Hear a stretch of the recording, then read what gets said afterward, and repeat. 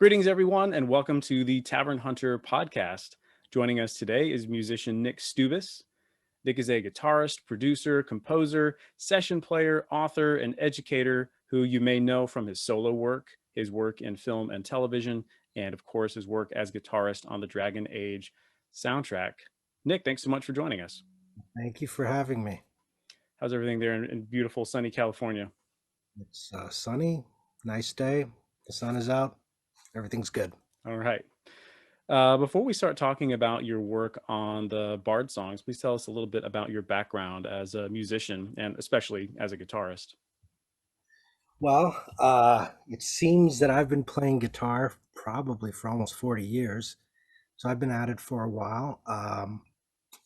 I engage in music professionally in a lot of different ways. I love recording and writing and producing, and education's very dear to my heart. And I chair the guitar program at USC in Los Angeles. So that's a big part of my life, and I try to just make it all work together. That's very interesting. Um, as someone who is, like you said, you've got a lot of varied interests and you're plugged into music in a lot of different ways. How did you get connected with Dragon Age? There's an individual by the name of Rainey Shockney that I've worked with for many years in a variety of different ways, and he brought me on as a guitarist on this project. Okay, So so you already had a previous connection with him. right, we had worked together before and since as well. Okay. And tell us about the process of recording the Bard songs. Like we were chatting a little bit before we started recording, and these songs have really connected with a lot of people. So what was it like recording that? What was the writing process? Working with Rainey, working with Eliza Veda, if I'm saying that right. Just tell us all about that, please. Well, Rainey will usually reach out to me and provide me some information, some general information about what the project is, and then maybe provide some reference tracks, some ideas, some sketches, and you go back and forth. We work remotely a lot of the time, so it might be send a demo of something like this, a minute or two of an example, and if it's feeling right, it's like run with that, or let's try this instead of that, and just to get the framework right. And once we start getting that together, then information starts coming like we need this song, it needs to be this long, and here's a sketch, here's the feel, here's a rough mock of it, here's a specific part, here's a loose part, and you start to kind of insert your ideas of what you think that looks like in this format, which is unique because it is uh, in a tavern. It is folk music played somewhat like it's being played live by musicians in the room. So it shouldn't be too precise. It should have some kind of interactive feeling. So we start to work out those details and present a few thoughts or musical ideas to start with. Yeah. And you seem to, you talked about how, he would present an idea and you kind of go with that. You'd have this kind of back and forth. Um, did you seem to incorporate a few different styles on your playing on the album? Like this struck me. I was listening to it again today, and it kind of struck me where there's a lot of beautiful classical playing. There's some kind of strumming as well, and you guys almost created a record of like medieval, pseudo medieval fantasy tavern music that still sounds very contemporary. Um, so was your decision to incorporate the different styles kind of a part of that back and forth process? A lot of those decisions are made, uh, and you try something out, and if it's received well, you continue with it. But for example, you said it sounds somewhat contemporary. I didn't try to sound medieval or pseudo whatever time period that is in some because it's a fantasy period, I guess, right? So what's the instrumentation of that era? And am I even close? And the answer is no. I chose a nylon string acoustic guitar for all of it. So that is not an instrument that you would hear in that period. So I'm already taking a liberty there.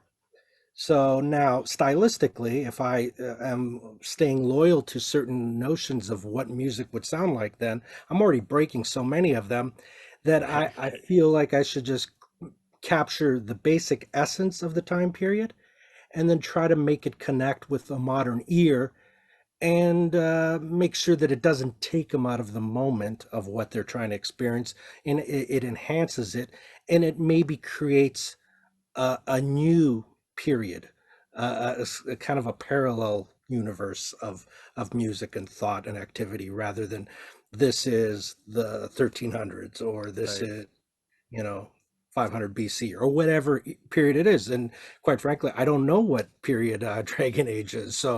Um, so that's why stylistically it's not too loyal to classical music or folk music or strumming kind of stuff. It kind of incorporates all of it, and all of it is there to serve the melodic information and the mood that the music is evoking. So it needs to be emotional on some level. Yeah, that makes sense. And I wonder how many people have who've worked in these kind of projects, either in film or video games, or whatever, have maybe felt a little bit of a connection to like a historical period. Whereas, it sounds like you are more interested in creating like it's a fantasy world. You can kind of make it whatever you want it. And it sounds like you did that a little bit, and it turned out great. Um, and you talked about mood. All of these songs are extremely evocative of that fantasy tavern vibe or atmosphere. Even when you're not in the game, like I'm driving down the road and I'm imagining myself in some tavern far away, listening to these songs. So, was there anything in particular you or anyone else who worked on the album maybe did or referenced to help capture that particular mood? Well, we picked a format that we liked, the way it sounded, and Elizaveta, her voice seemed to work well with this instrumentation of some kind of accompaniment. That could be a solo instrument, a solo guitar.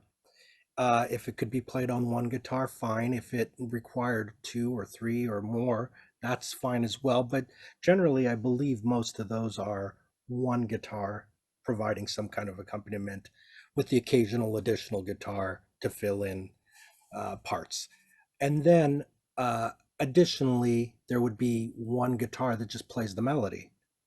And sometimes that melody is doubled by another guitar playing it an octave higher or lower, depending on the range. And that melody is now underneath the melody of the vocal line. So those songs can stand on their own without the vocal, or the vocal can be there. So the melodies are quite important in how they weave through the songs. And the lyrical content obviously relates to the subject matter and helps support that narrative. Uh, and But the music can stand alone without the vocals on top of it as well. Yeah, that makes sense. Did you it seems like her melodies kind of follow yours on the guitar. Was that kind of part of the process too? Were you crafting more of the melodies and she was following you, or was it more of a combination of input? Well, the phrasing of the melodies would happen prior to her vocal. We didn't Okay. track those at the same time. So occasionally she has freedom and room to move around what is there. Although I try to play the melodies in ways that weren't too ornate, Mhm. to that would allow her freedom to sit nicely on top of it and have it support her rather than fight against what she would do. And also because sometimes when you play melodies on on an instrument, you might not choose to articulate each syllable that the vocalist is using for words. So so it's a more stripped down version. But sometimes if you have, there's no, there won't be anyone on top of it. You might choose to articulate it differently.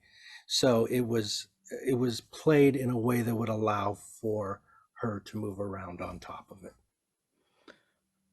Is there any particular fantasy inn or tavern you might like to visit, given the opportunity?